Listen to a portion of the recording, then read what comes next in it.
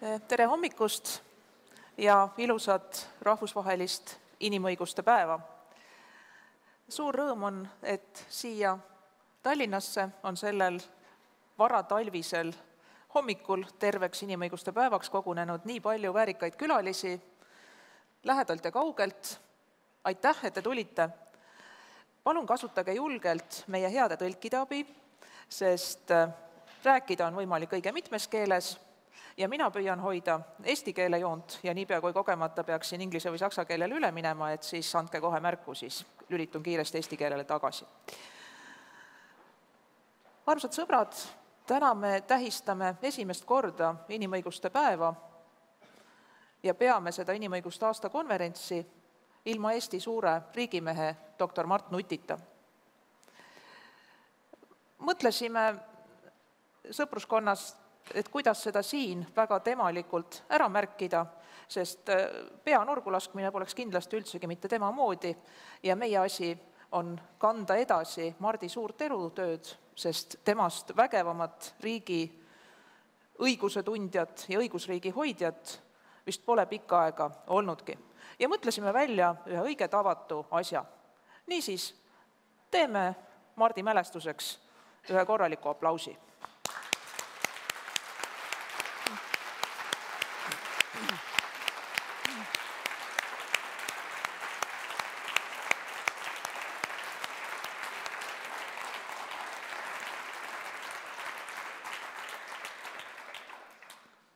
Aitäh teile, vägev.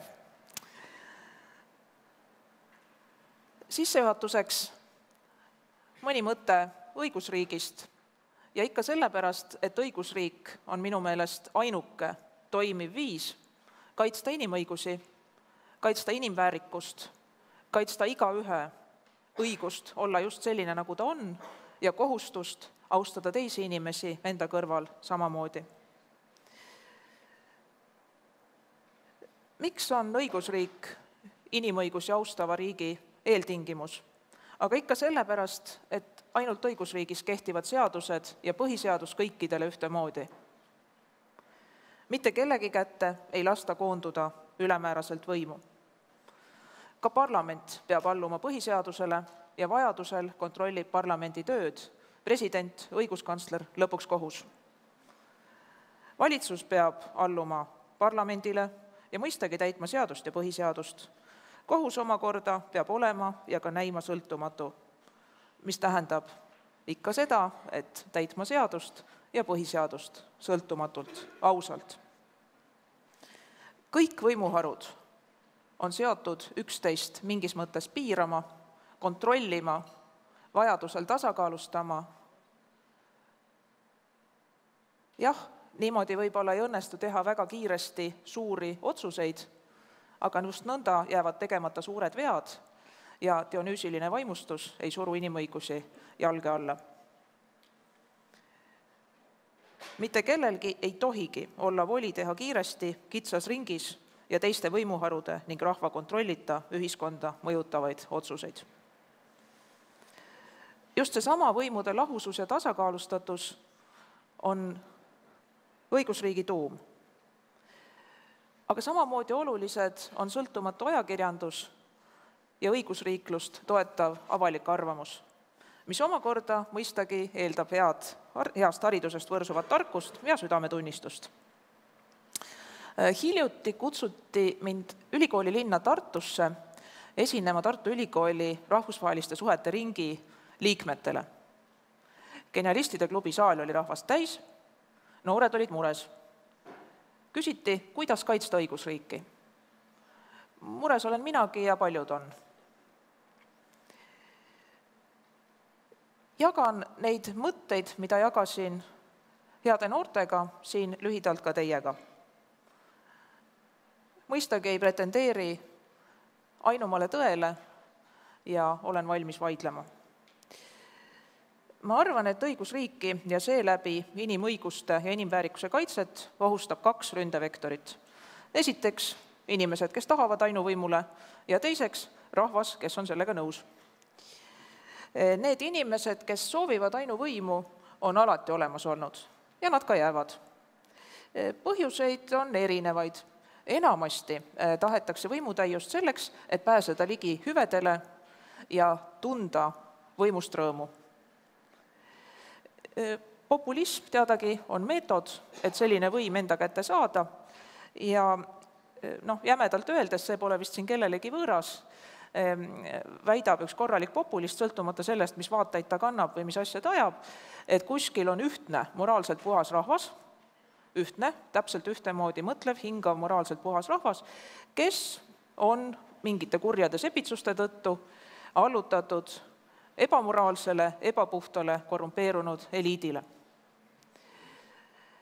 Selles mõttekäigus on üks põhimõtteline viga ja nimelt seda ühtset rahvast ega ühtset tahet ei ole ega saagi olla, sest inimeste huvid, elukogemus, vaated, tunded on erinevad. Paraku on rahva hulgas väga erinevaid inimesi ja neid kõiki tuleb väärtustada ja tunnustada. Niisiis, enamasti taotletakse ainuvõimu isiklikes huvides, aga see pole ainus põhjus. Kui maailmas ringi vaatame, siis mõnikord kehutab ainuvõimu võtma ka siiras usk, et rahvust ja rahvuslikku väärikust teisiti ära ei päästa. Ja seesugust ideoloogilist õigusriigi lammutamise alust on nähtud näiteks Poolas.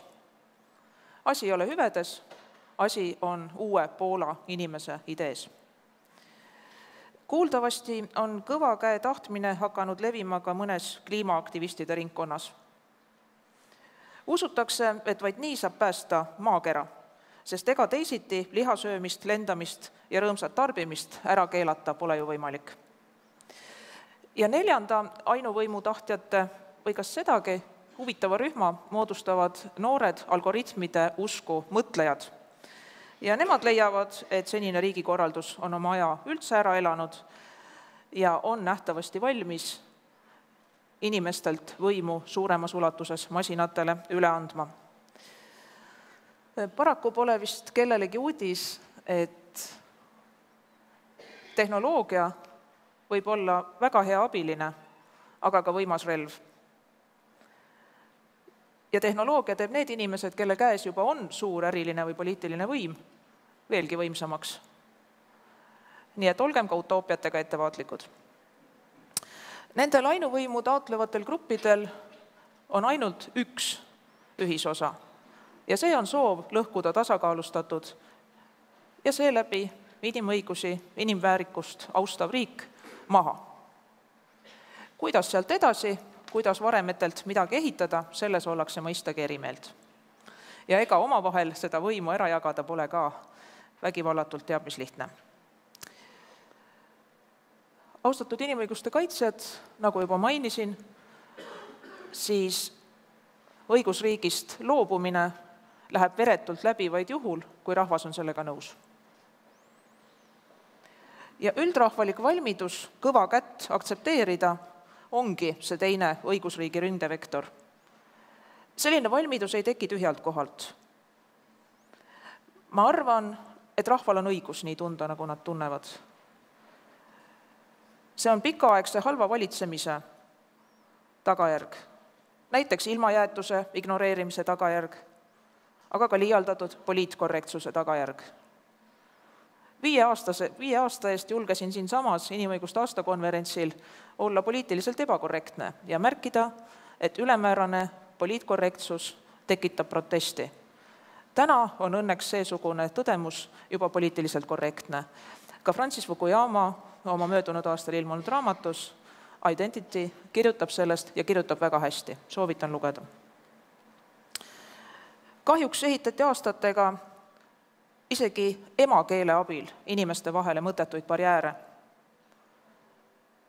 Haldussuutlikkus, struktuurifondid, võtmepädevused, energiapööre ja muu sarnane. See ei ole ju lugupidav jutt. See tekitab protesti. Nii nagu ka sõnadesse peidetud osavõtmatus. Klient ei saanud teenust. On lihtne öelda. Selmet öelda, nagu asi on. Ema ja tema laps jäeti hätta. Mul on hea meel, et selge sõnum ja sellega inimese austamine on jälle au sees. Küllap on valmidus ainuvõimu aktsepteerida osalt kantud ka lihtsalt üldisest inimloomuse omapärast, nagu George Orwellgi kirjutas aastal 1940 Mein Kampfi kohta, et kummalisel moel inimesed on vahel valmis paratamatu välise surveta loobuma rahust ja heaolust ja alles siis, kui on talutud pikka aega sõda, nälga, kannatust, ollakse võib-olla jälle teist meelt. Niisiis, mida teha, et õigusriik ja ühes sellega inimõigused jääksid alles? Valgustatud monarh kahjuks päriselus võimalik ei ole. Kui keegi peaks enda kätte nii palju võimu saama, et ühiskonda, hüvede jaotust, õigusi ja kohustusi ruttu muuta, toimuks see suure tõenäosusega kellegi isiklikes või ärilistes huvides. Igal juhul mitte üldistes huvides. Kuidas teha nii, et rahvas tahaks, et õigusriik alles jääks? Pakun 5 mõtet. Tuleb loobuda ülemäärasest poliitkorrektsusest, kuivõrd see kutsub esile protesti. Tuleb loobuda inimeste valikute liigsest piiramisest. Tuleb austada vaimset vabadust. Inimene hakkab vastu, kui teda malakaga võitsvasse tulevikku aetakse. Teisele inimesele sõna või teoga haiget tegemine on lubamatu. Solvumise aluste kunstlik väljamõtlemine ei aita sellele tunnetusele kaasa. Protestist teevad ja ütlevad inimesed teinekord asju, mida kainelt kaalutledes ei ütleks ega teeks. Väga suur roll on liidritel, kes peavad suutma olla nii ratsionaalsed kui ka puudutada rahva südant. Seejuures olla ausad, usaldusväärsed, kompetentsed, valmis kangelaslikult taluma ka ülekohut, sest tõelist riigimeest tunnustatakse, kui üldse, siis kui teda enam meie seas ei ole.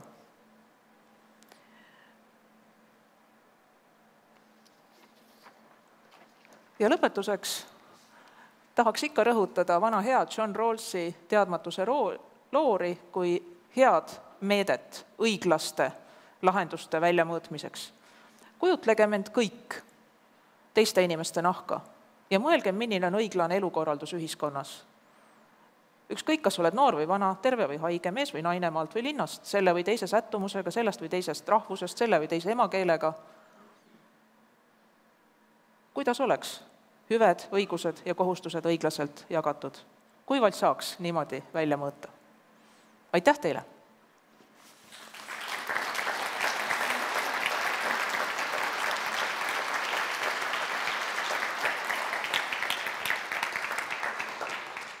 Hea meel on paluda lavale Eesti Vabariigi justiitsminister Raivo Aeg.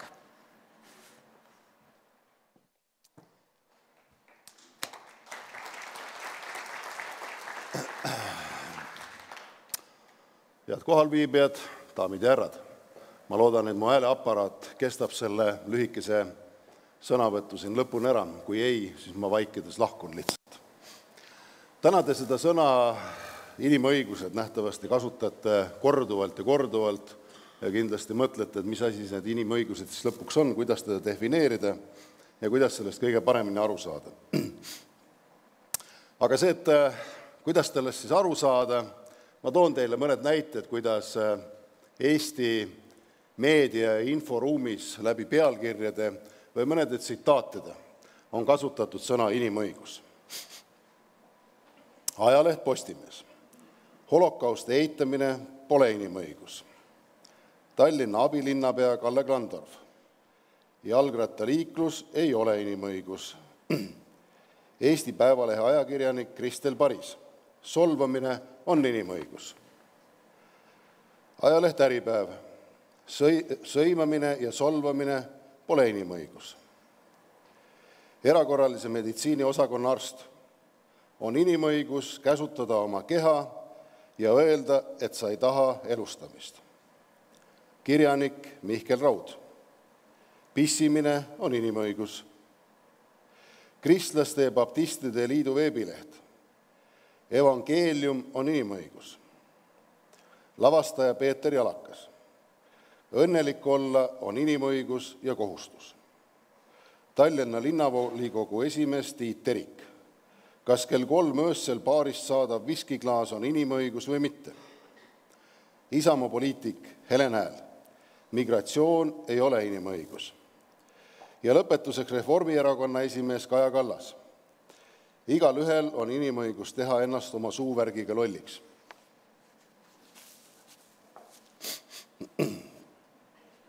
Et nagu nendest tsitaatidest kuulsime, see inimõiguse käsitlus on täiesti äärest äärde ja kraavist kraavi ja alates siis ühelt poolt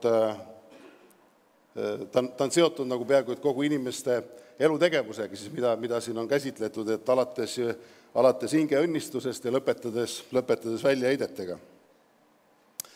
Ja siit tegelikult küsimus, et kas see mõiste inimõigus ja selle hägustumine ja selle laiali valgumine ja tänapäeval ka mõnikord kasutamine täiesti ebasobilikes ja sobimatutes kontekstides võib muuta selle mõiste või sõna inimõigus mingil hetkel lihtsalt sõnakõlksuks, mida valimatult ja vastutustundeta hakatakse kasutama.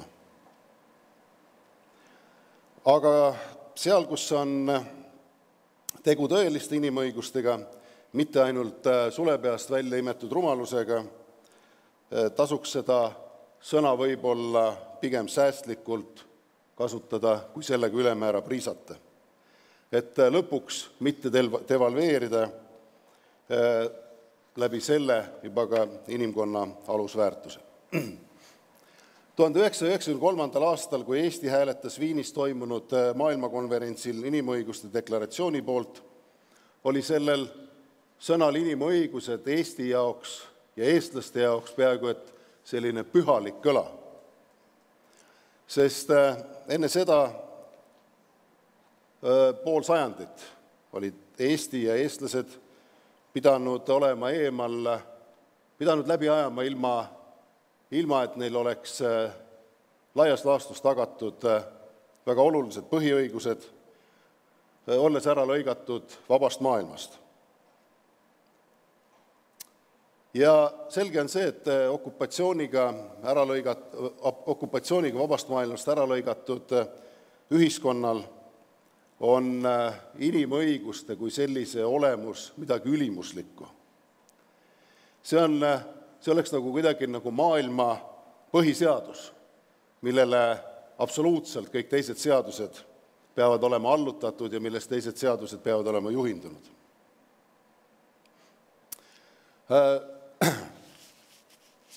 Tõsi küll, tänapäeval on Eestis inimõiguste olukord ja situatsioon inimõiguste täitmisega, nende jälgimisega oluliselt parem ja paremini tagatud, kui need olid 26 aastat tagasi.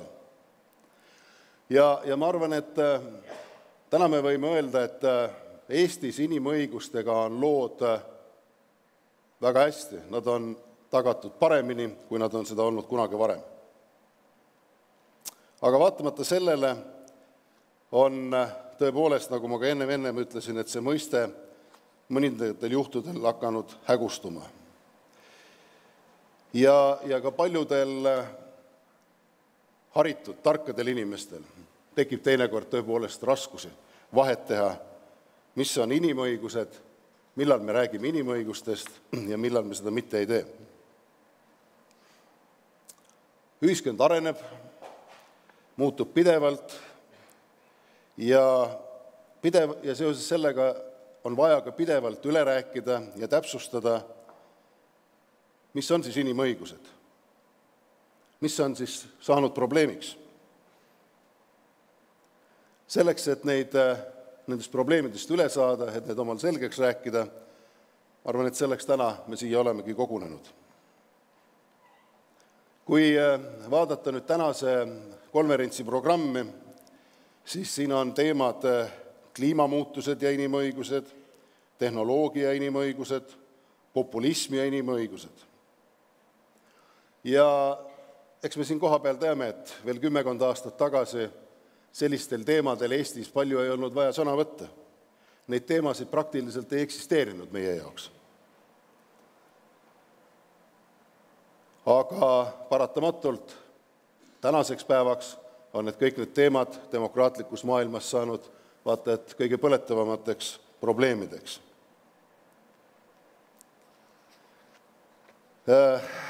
Meeldib see või mitte, aga järjest enam me peame peatuma teemadel nagu kliimapõgenik, kuidas kaitsta digitaalses, üha enam digitaalselt arenevas maailmas isikute põhiõigusi ja isikute õigusi privaatsusele. Kindla peale on ajastule ka iseloomulik see, et mõistet inimõigused kasutatakse järjest enam ja sagedamini ka võitluses poliitikas, poliitilises võitluses. Liberaalid süüdistavad rahvuskonservatiive universaalsete inimõiguste jalge alla tallamises ja rahvuskonservatiivid peavad kõigi hädade põhjustajaks globaliseerumist, universaalsete inimõiguste domineerimist rahvuslike väärtuste üle, mis nende arvates võib viia rahvuskultuuride ja rahvuste hävimiseni.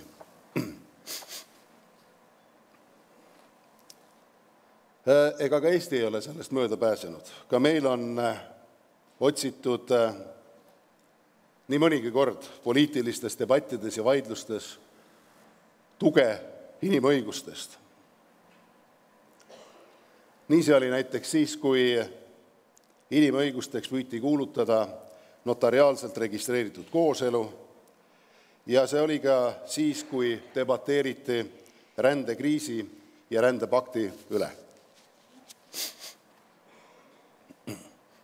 Aga õnneks on Eesti iseseisvuse taastajad pärandanud meile põhiseaduse, mis ei lase meie riigil demokraatlikult kursilt kõrvale kalduda. Ja seda isegi siis, kui nii mõnigi poliitiline jõud seda võib-olla sisemises tahaks. Eesti põhiseaduse 2. peatükk, põhiõigused, kohustused ja vabadused, on ka tänases vaates kirja pandud nii eeskujulikult, et see kaitseb meid ka hullemate katsumuste eest, kui täna nii meil kui ka laiemalt kanda kinnitav populism. Kindla peale öeldakse, ja see on õige, et ettevaatlikkus on tarkuse ema. Aga teinekord, kas ei ole ka seda, et hirmul on mõnikord ka liiga suured sirvad? Tänavu kevadel peale Riigikogu valimisi kuulsime me väga palju ja väga pidevalt sellest, et nüüd on jõudnud kätte aeg, kus asutakse massiliselt piiramatult piirama ja pärssima inimõigusi. Ja võib-olla ka ainult mitte inimõigusi, muretseti suisa kõikide õiguste jalge alla tallamise pärast. Aga mis on päriselu? Päriselu näitab seda, et midagi hullu ju tegelikult juhtunud ei ole. Ja kevadel valitsuse moodustanud koalitsioonikokkulepe ütleb väga selgelt: arendame demokraatlikku õigusriiki, kus on tagatud meie ühiskonnas olulised põhiväärtused, inimõigused, sõnavabadus ja isikuvabadused, kus austatakse kõiki Eestimaal elavaid inimesi, nende vaateid ja arvamusi ning kus igaühel on võimalus ennast teostada.